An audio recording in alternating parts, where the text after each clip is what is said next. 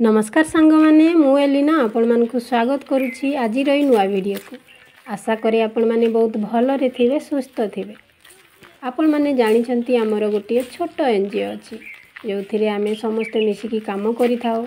समाजर उन्नति निमंते हमर एनजीओ शिक्षा स्वास्थ्य गमनागमन सब किछि को नेकी हमर एनजीओ आज आमे छोट छोट पिला मानकु खाता एवं कलम बांटुचु जोथिरे आमर कौन सी सरकारी सुविधा न थाए आमे निज अर्थरु ही आमे किछिटा साहाय्य करि थाओ लोकंकु। तो आजिर साहाय्य छोट छोट पिला मानकु नै कारण एबे पिला माने नुआ श्रेणी को उत्तीर्ण होइचंती से दृष्टिरु आम पाख आखर पिला मानकु खाता एवं कलम बंटा जायथला।